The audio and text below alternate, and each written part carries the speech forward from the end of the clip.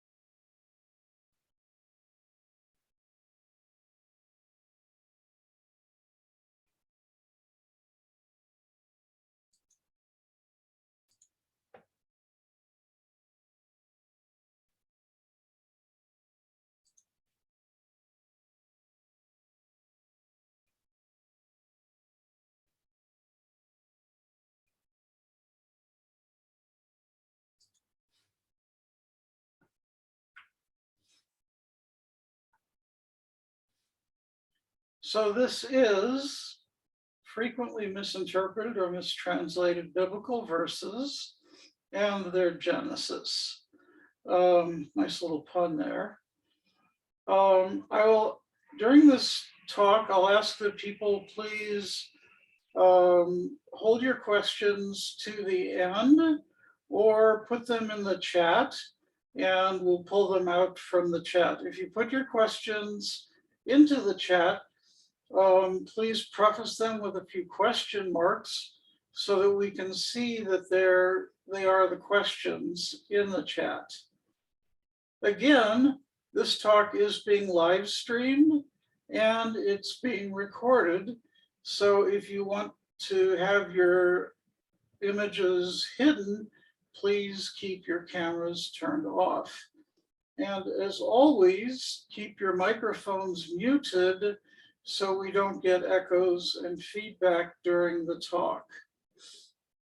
This is a work of counter-oppression. I say that because traditionally the Tanakh, the Hebrew Bible, has been used as a tool of oppression against the Jewish people for 2,000 years by the Roman Church, when they had the theology that they were the new Israel. And so they deliberately interpreted verses in a way to have polemics against Judaism and to do things that would establish prophecies of Jesus in the Tanakh. And we discussed that a little bit yesterday in the introduction to the Haftarah as well. In addition, people use the Bible as a polemic against marginalized communities. There were many people who used biblical verses as justification for enslaving Africans in the United States, as an example. And so we have to reclaim what the Torah, what the Tanakh actually say in order to make sure that people don't misappropriate it. And the only way to do that is to read it in the Hebrew and know exactly what it says. There is no translation out there that is accurate. And so the only way to really understand it is to read it in the Hebrew. And if you aren't a scholar, you have to rely on scholars and trust that we can give you the true story.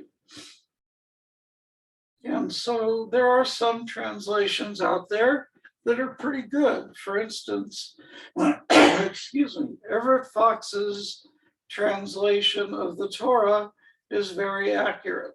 The Quorum translation of the Tanakh is pretty good, but there are others in the Jewish circles that are not so accurate. And we'll look at why those are the case as we go through our discussion. Most of you know me already. I won't spend any time telling you about who I am, but I'll just point out that these are my websites and social media addresses, and I'll put those in the chat in a little bit. So if you want to visit those later, you may.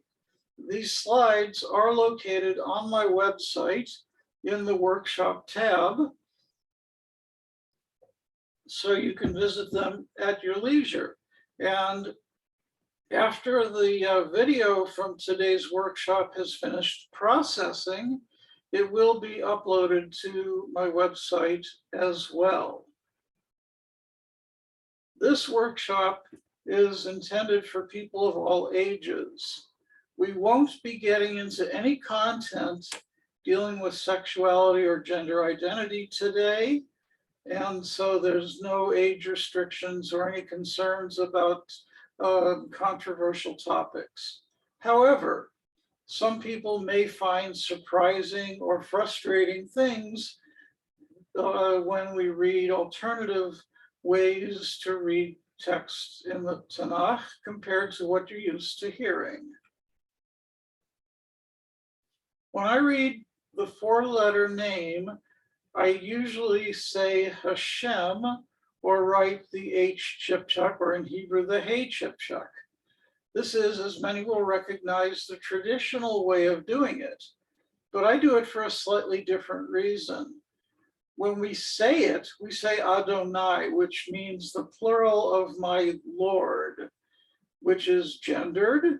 It has anthropomorphism, and it carries other baggage, including, as Reverend Dr. Will Gaffney points out, and she is a professor of Hebrew Bible at the Bright Theological Seminary in Fort Worth, that this imposes a historical baggage from the times of African slavery and is very triggering to Black people in our community.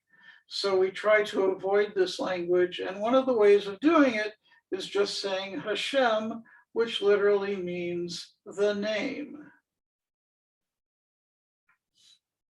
The purpose of our workshop is to explore common readings of the Bible. And I do say Bible, even though that's a Christian word, because we're looking at Christian and Jewish iterations of this, and sometimes the differences are startling.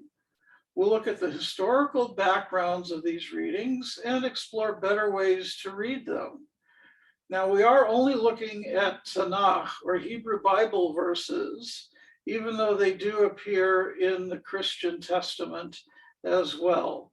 Although when they appear in the Christian Testament, they have different form, and they appear in different order in the Christian Testament as well.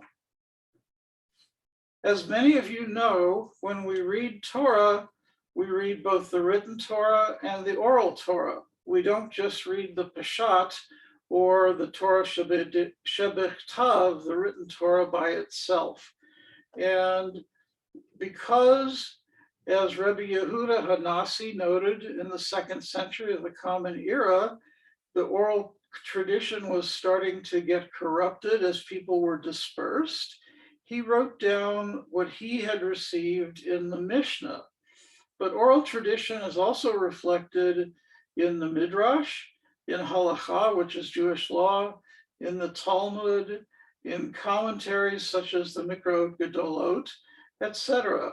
And when we read Torah, we need to consider the commentaries found in all of these. As a rabbinic Torah scholar, I refer to these commentaries deeply because there is so much very fascinating material here that I rarely have to go elsewhere to find strong meaning for our texts. Judaism is a rabbinic religion. We don't follow the Torah literally. And in fact, in Devarim or Deuteronomy, it tells us that we shouldn't. It tells us that if we experience an issue which is beyond our knowledge, something that the Torah couldn't have anticipated, that you should go to the judges who exist in your days. In our days, as we exist now, that's rabbis. And this set of verses here gives me the authority as a rabbinic scholar to interpret Torah and tell you what it says. We're going to look at a couple of examples of why we can't follow Torah literally and how the interpretations impact the Torah reading. One is found in Parashat Bahar at the end of Leviticus. If you look at the top line here in the Mikra form, you see the word lo, Lamed Aleph, is highlighted. This is how it's written in the Torah scroll. And the theme here is it's talking about a city that does not have walls from a very long time ago. It says, Asher Ba'ir, it says there's a bayit, a house, Asher Ba'ir, in a city, Asher Lo Choma, which does not have walls, Litzmitut, from a very long time. But the Masoretes, when they interpreted and told us how to read it, they came along and changed it to the completely opposite meaning. As we see here in the brackets, they changed it from Lamed Aleph to Lamed Vav. And so now they're saying we're in a city that does have a wall from a very long time ago. And Litzmitut means from the time of Joshua. So the Masoretic text changes it to a completely opposite meaning. This is very problematic for a couple of reasons. The word ir, or city, is feminine. So using lo, lamed vav, it has, which is a masculine object, is problematic because that creates a gender mismatch. We would more correctly need to use the word la, lamed hey, but then that wouldn't sound like lamed aleph, lo, which means no. And so we have a problem with the grammar here. The second problem is, again, that we've created an opposite meaning by the Masoretic change. And this is really startling. We don't normally see things in the Masoretic text that change the meaning to the complete opposite, but they have done that here. Another one of my favorite verses in all of Tanakh, Isaiah 11:9. Chapter 11 is loaded with very beautiful imagery of the Messianic era. And in this verse, it says that they, in other words, humans, will no longer do evil or destroy in all of God's holy mountain, when the world becomes not full of knowledge of Hashem as the waters cover the sea. Now let's look at this word yashchitu here, which is highlighted in yellow. The root is shin chet taf, which means to destroy. And we can compare that to the word shin chet tet, which means to slaughter an animal. And these are homonymic words. Now, back in the days of Rav Kook, in the early 20th century, when he was the first Ashkenazic chief rabbi of the land of Palestine, this is long before it became the state of Israel, the scholarship that was known at the time of the ancient alphabet did not know about the Hebrew letter tet. And so they thought there was only a taf at the time. And so there would have only been one word, which meant to destroy or slaughter. And so he droshed on this, that actually this verse was saying that you shouldn't actually slaughter animals. And if we think back to the time of Adam HaRishon in Gan Eden, in the Garden of Eden, God told Adam HaRishon, the initial human, you can eat any of the plants in the garden with the exception of the tree of knowledge of good and evil. God gave Adam and Chava a vegan diet because they were in an elevated spiritual plane. But then we had the Mabul, the flood, and God told Noah, you can eat anything, just don't eat Ever Min HaChai, don't tear a limb off of a living animal. Then we had the Israelites coming out of Egypt, and God gave us Torah at Sinai. And along with that, God gave us the laws of kashrut. They were laws that gave us things that were similar to what we saw in Egypt and similar to what we saw in the Canaanite practices, but they were also different, as the beginning of chapter 18 of Vayikra or Leviticus tells us. Don't do the things that the Canaanites and the Egyptians did, because those are bad. Do these things instead. God gave us kashrut. That elevated our spiritual beings and included shechita, or kosher slaughter. Well, Rav Kook is saying eventually in the Messianic era, we're going to be back into the spiritual plane of Gan Eden again, and we'll be vegans. So he's back in the land of Israel. He's in a higher spiritual plane. He's going to be vegetarian most of the time. He still ate chicken on Shabbos, but 6 days a week he was a vegetarian, and this was why he did this. So it's an interesting drash in a way that he read this verse. So let's go to the beginning.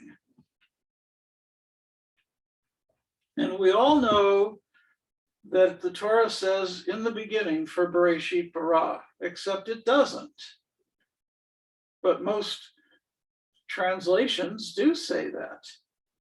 Art Scroll says it, Hertz says it, the Christian translations say it. However, JPS and URJ, the Reform Humashim, both say when God began to create or something to that effect. And that's accurate.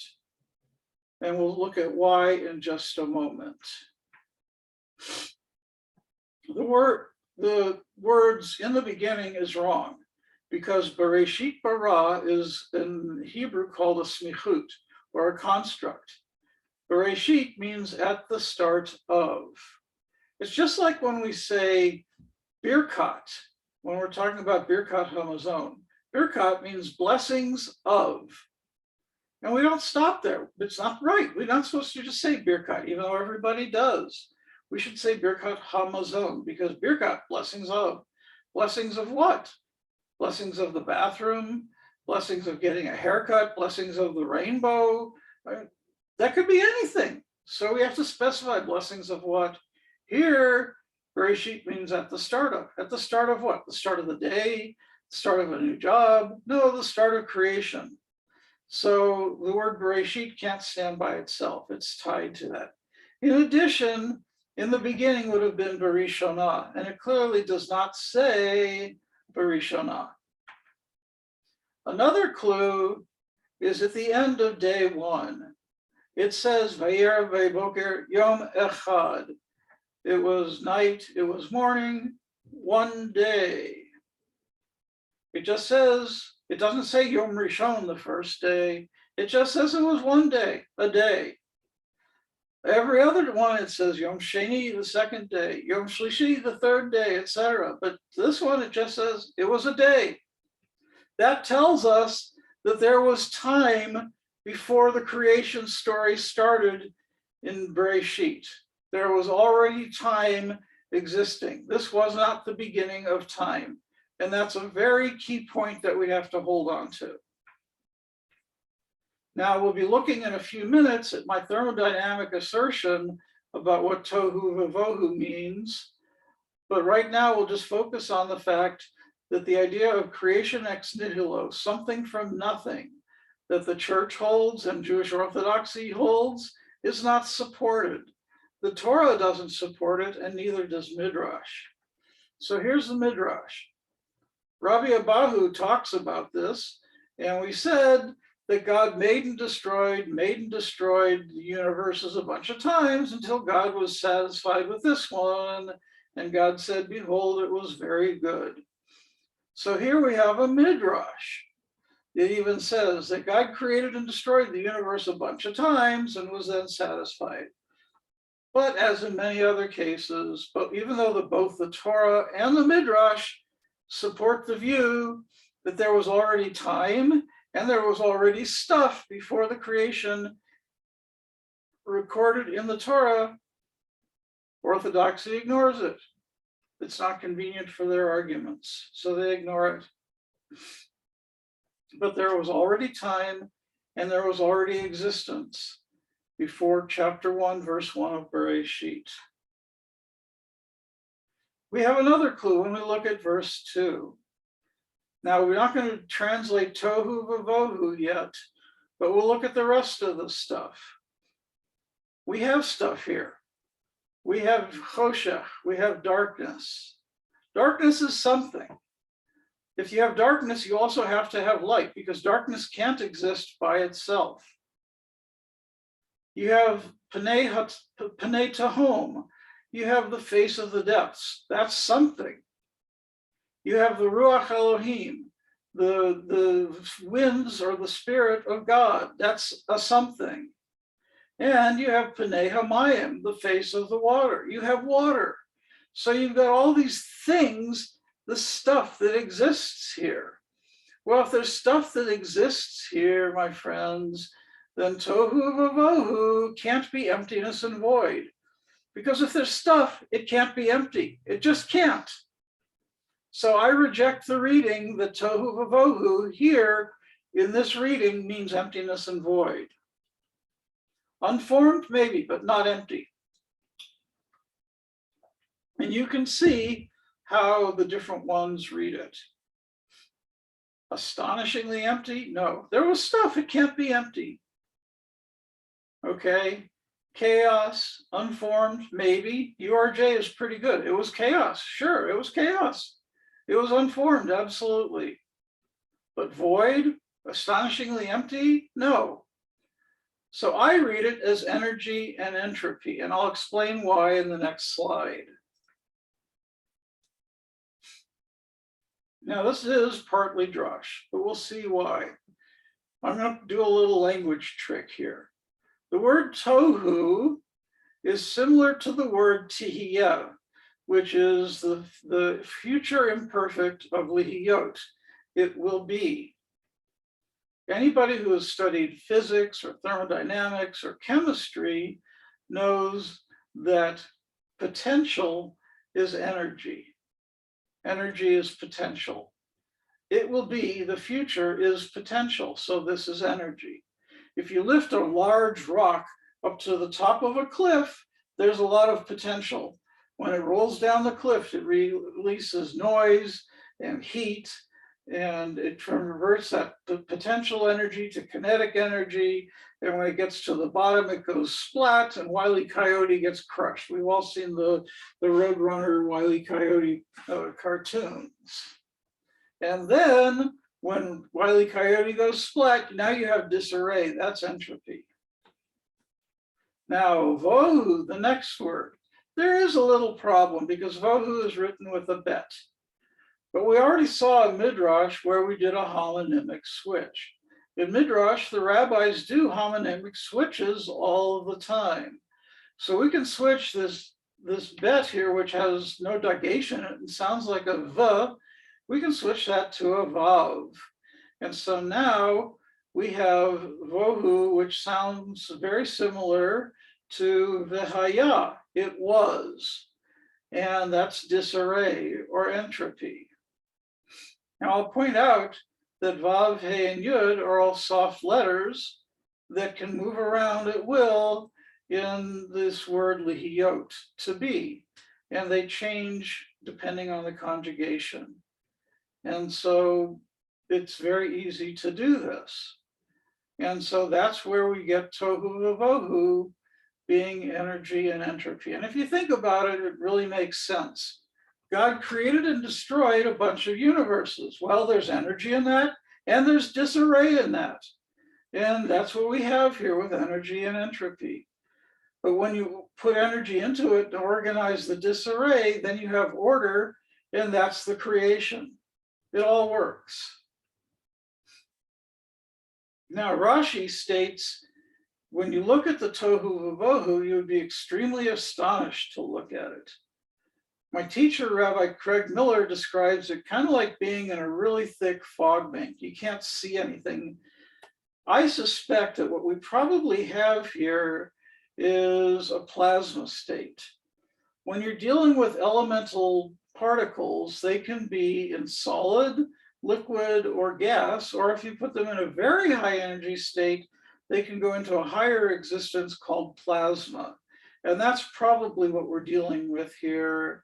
And then as things cool off and as they're organized and put together, then you have solids and liquids and gases, and they can be organized into things, and creation is done.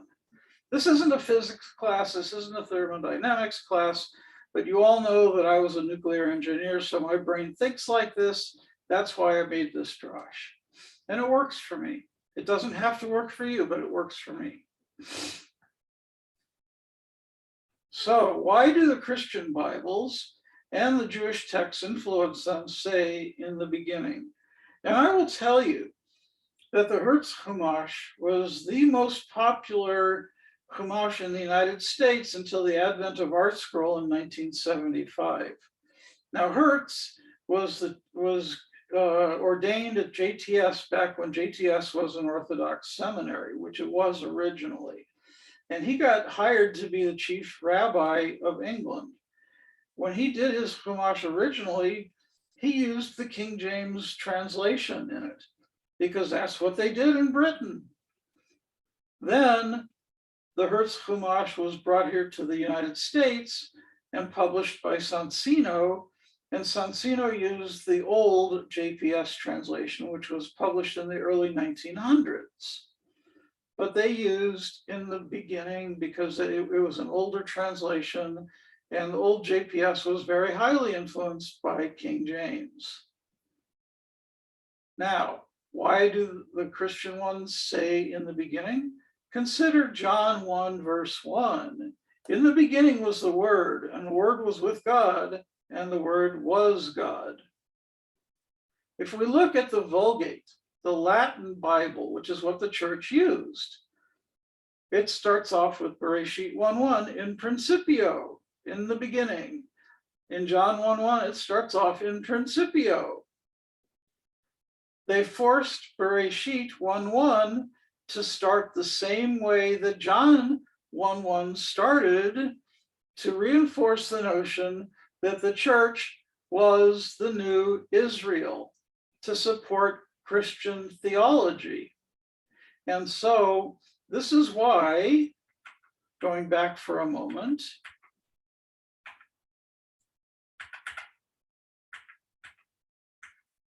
when we looked at the New Revised Standard Version here, and I will tell you that the New Revised Standard Version applies a tremendous amount of scholarship to correct historical mistranslations, they still maintain in the beginning. because they have to, because that's church theology. And it's based on what the Latin says.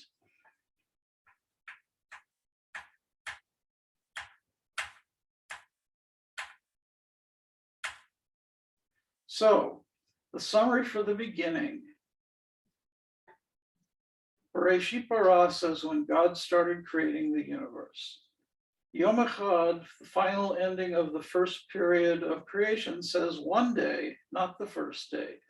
These prove that there was existence before the first creative act began. Our second verse shows that there was existence of space and matter before the creative act began. Thus, tohu vavohu cannot be emptiness and void. Therefore, the Peshat, the plain text, does not support creation ex nihilo or yesh mi'ayin, creation from nothing.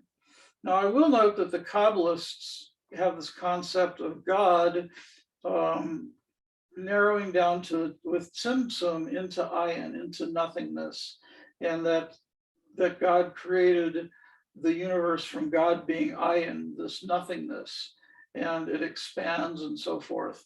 I'm a misnagid from way back. I don't do Kabbalah, and so I don't support that view, but I'm just pointing it out for anybody who does read Kabbalah, they can consider that view.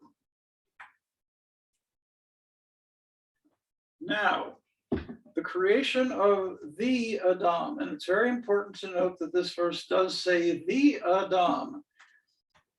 God created the Adam in God's image. In God's image, God created it or him. In the Hebrew, it says oto. Male and female, God created them. Otam means them. Now, we'll note the highlighted here, Zachar unikeva. And if you look at the cancellation marks here, and anybody who has read Torah will note this, that there's a mercha under the kaf and a tipcha under the bet. These show that Zachar unikeva is a single textual unit. That means that the Adam, which is metaphor for humanity, was both male and female at the same time. This was not a binary state of human males and human females. This was a single entity that had both sexes assigned to it. And Rashi says, according to an Agadic Midrash, God created the Adam with two faces originally and later separated them. And so I bring in this image from Plato. And many of you have no doubt studied the classics and recognize this image, the bipartite human with a male side and a female side. And this is critical for when we get into God taking a side from Adam, because that's always mistranslated. Our verse never says that God created men and women, but that's the common reading of this verse. Now we get into splitting the atom. And I have to give thanks to Rabbi Jeremy Gordon at the New London Synagogue on Abbey Road. And yes, it's that Abbey Road. I was there a couple of years ago and heard him teach this. When God put the sleep on the Adam and took one of their sides and closed the flesh behind her. And notice it says tahtena, which means under her. It's a feminine possessive there. Selah here is normally translated as rib, but in this context, it isn't. So again, we go to Rashi, and he says, Mistarav kamo ulatselah hamishkan. So Rashi is relying on an exegetical tool called the Gezerah Shava. And anybody who attends services regularly and pays attention in the Torah study section before we read the Kaddish Rabbanan will note that there's the 13 tools of hermeneutics of Rebbe Yishmael, and number 2 is the Gezerah Shava, which says that if we have the same word in 2 different places, then they have to have the same meaning. And so what Rashi is learning here is that because in Exodus 26, Sela clearly means side and not rib, therefore in our verse in Genesis 2, it also must mean side and not rib, even though it can mean rib in certain contexts. So therefore, God took one of the Adam's sides and then closed their flesh under her. So remember, we had a two-part human. Now we have two single-part humans. And as I said, most dictionaries tell it can be side or rib, but this context is clearly side. Art Scroll, in their translation, does say side. Every other Jewish and Christian translation says rib, and they're all wrong. They didn't use scholarship, they just went with the common lore. Now, where does the rib come from? The church translated the word sella into costa in the Latin, and costa can also mean side or rib, but they made a deliberate choice. Their theology, they understand that Eve's choice to eat the forbidden fruit of the tree of knowledge of good and evil bears her the taint of original sin, and that all women except for Mother Mary bear this taint. This is the Catholic theology.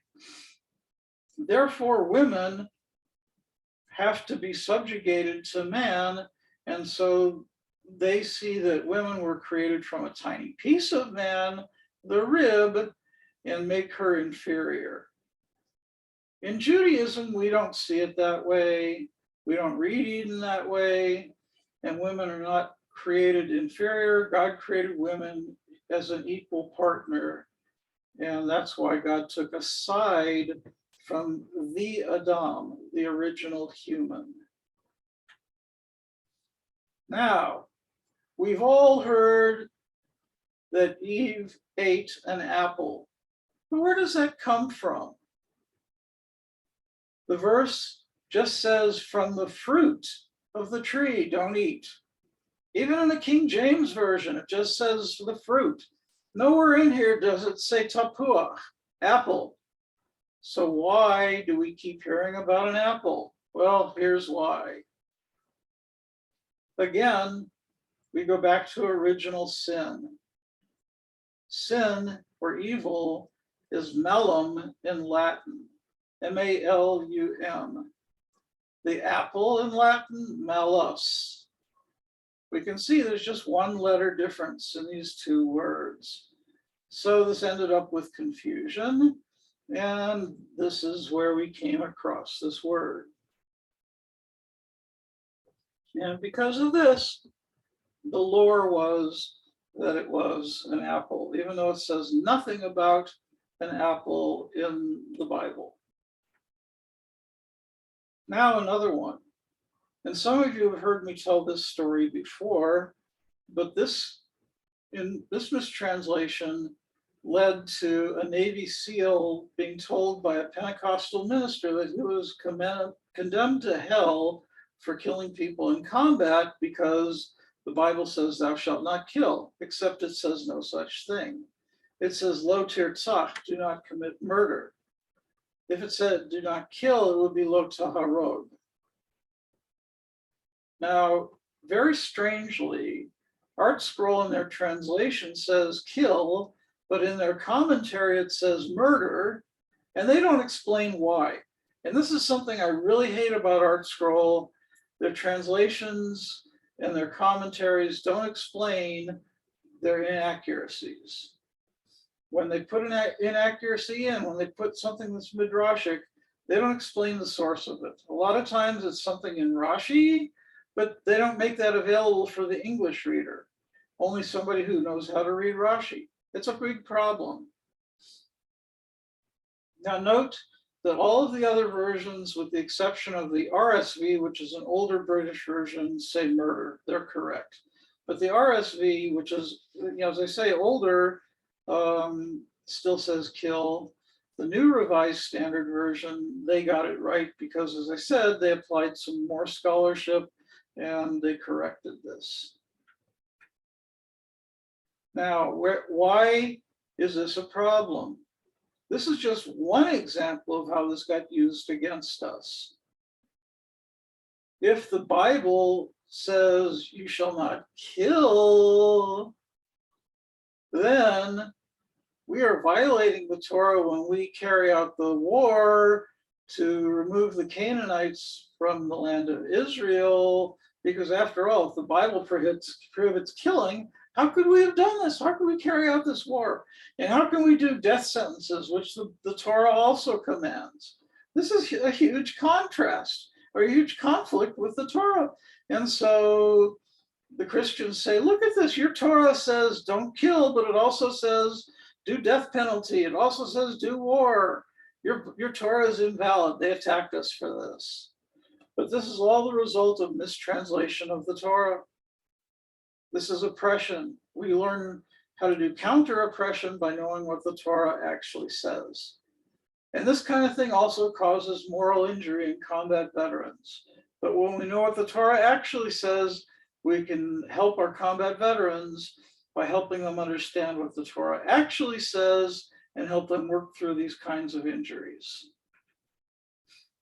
The next one is interesting. There are a lot of mistranslations here, and I have no knowledge of why they have appeared, except for just sloppy work. We know this story, Lech Lecha. Debbie Friedman sang a song about it. Go for yourself from your land and your family's house, or where you were born and your family's house, to the land where I'll show you. And as you see in these translations, none of them translate it correctly, except for Art Scroll. They all leave out something. And I don't know why. I couldn't find any explanation for why they're not doing it right.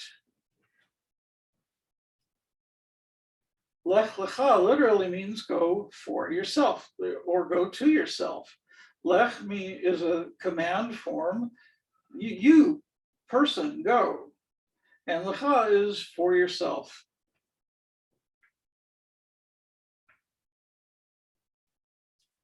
And when we look at this, let's see here. I'm missing something.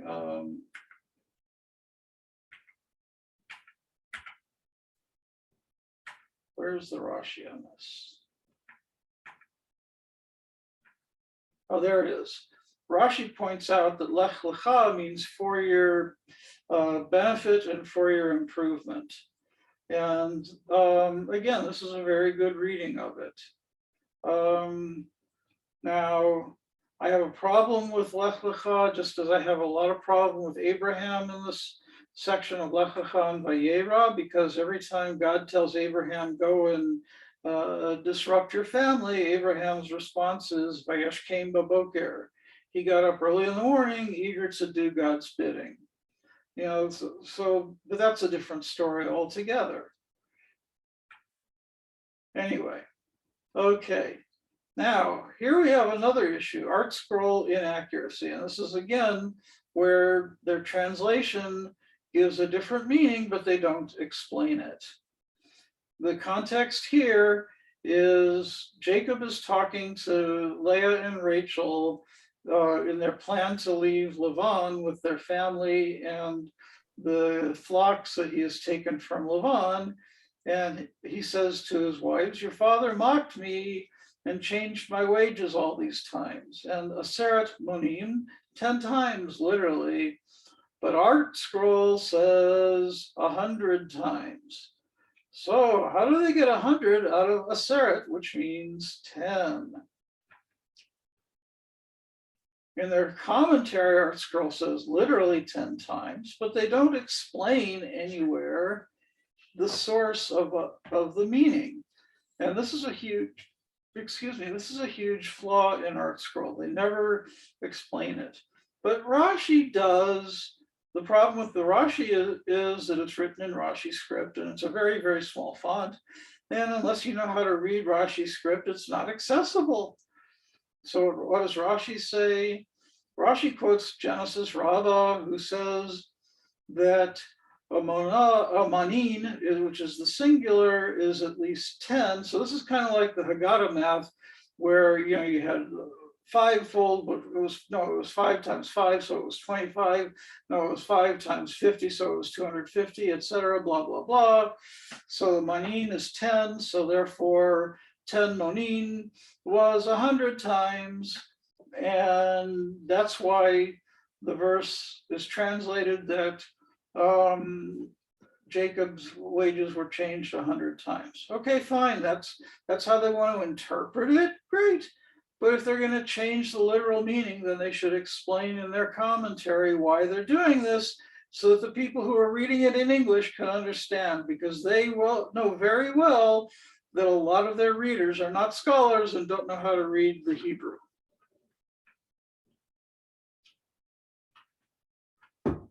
Now, this one is a really big deal. A really big deal. This is the one that I mentioned yesterday in the introduction to the Haftarah. This is one of the first signs we see of the church using the Tanakh as a prophecy for Jesus. And here we have the statement that an Alma is going to give birth to a boy, and you shall call him Emmanuel. And the context in this section of the text is that this young man that's born is going to be a savior for Israel. Now we know that Alma means young woman. It's an unmarried young woman. Not a virgin. Betula in Hebrew means virgin. Yet, all these Christian versions, except for the Revised Standards, say virgin. They put some scholarship in, they corrected it. Fine. Now, where did that come from? We have the Septuagint, and for those who are not aware, the story is, according to what we're told in our tradition, 70 rabbis were each put into a separate room, handed the Tanakh in the 2nd century BCE, and told, write it into Greek.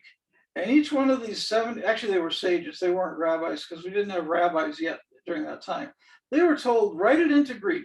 And each one of these 70 sages wrote exactly the same word for word copy of the Septuagint, and so they accepted it as perfect, and that's why it's called Septuagint, because that means 70. And they translated Alma to Parthenos, which is this word highlighted here. The problem is Parthenos is an ambiguous word. It can mean young woman or virgin. So when the church took that, they saw an opportunity. When they translated it into their Vulgate in Latin, bada bing, bada boom, we have a virgin prophecy here. Now all of a sudden, Isaiah is prophesying a virgin birth. And in fact, in some of their gospels, Jesus does bear the name Emmanuel, which means God is with us. And so we have this issue, except that nowhere in the Tanakh does it say anything about a virgin, because it says an Alma is going to get pregnant. But the problem is the church didn't have access to the Hebrew, so they had no way to double check this. And they wrote this way because it's a great polemic against Israel.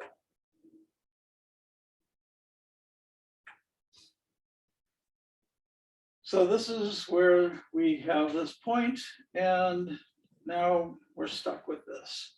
And as I said yesterday, we have many other texts that are being misappropriated and mistranslated as well to be read forward to see. One of the very common ones, as I'm learning, is Son of Man, which appears many times in Tanakh, and then appears in the New Testament or the Christian Testament as well, where they call Jesus Son of Man. Well, does that mean that historically Jesus was actually called Son of Man? Or does it mean that the writers of the Gospels, who knew the Tanakh, by the way, and how do we know that? Because there are so many Tanakh verses in the Gospels. Matthew has Jesus being asked, what is God's greatest commandment? He says, first love God with all your heart, your soul, and your might, and then love your neighbor as yourself. Straight out of the Torah. They knew the Tanakh. So maybe they copied it from the Tanakh, put the Son of Man thing into their Gospels, and therefore it made it look like the Tanakh was prophesying Jesus. We weren't there, we don't know, but that's my suspicion. So it's very difficult to prove, but again, what's in the New Testament doesn't prove anything about the Tanakh prophesying Jesus. It's also important to remember when you read these texts, the King James Version is not a religious text. It's a political polemic against Rome.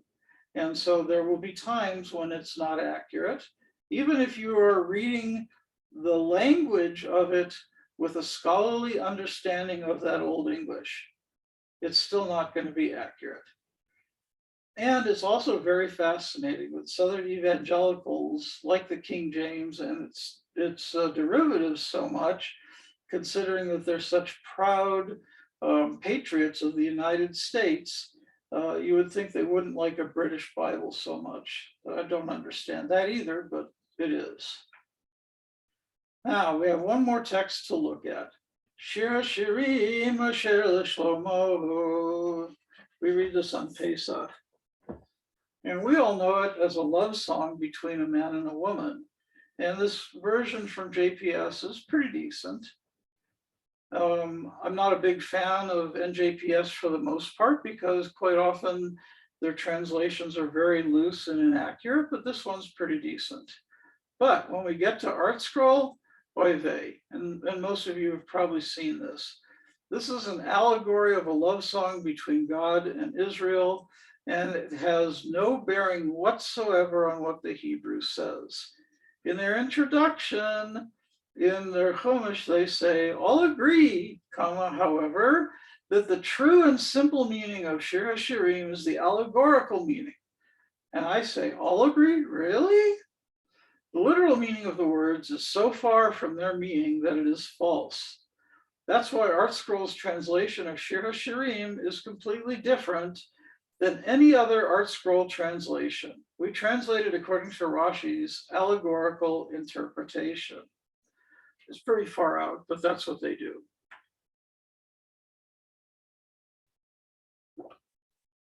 So in conclusion to our workshop, I will again make the note that I make no claim that my translations are perfect. That would be awfully chutzpahdik. Although I do try to make them as accurate as possible. There's a saying that every translation is midrash because you can't translate, especially with biblical Hebrew, you can't translate precisely to any other language. When you're studying Bible, if you can't study it in the Hebrew, it's vital to know the limitations of the translation in use, and therefore, if at all possible, you should be using more than one translation and comparing them. And it's advisable to use most recent translations available as they are likely to have the most current scholarship applied. And lastly, always know the bias of the editors of whatever translations you're using. So now we can open up for questions.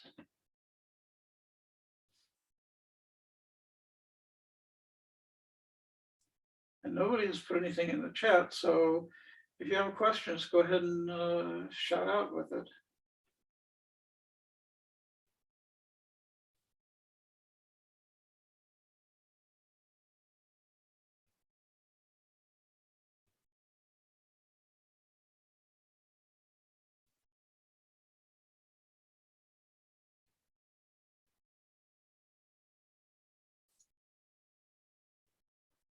Marcia, were you trying to say something?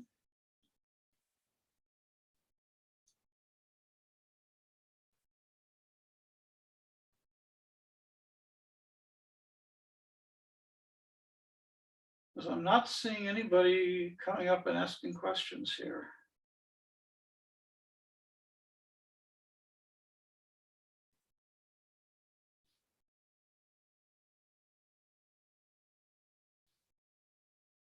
Okay, well then, thank everybody for joining us and have a wonderful day.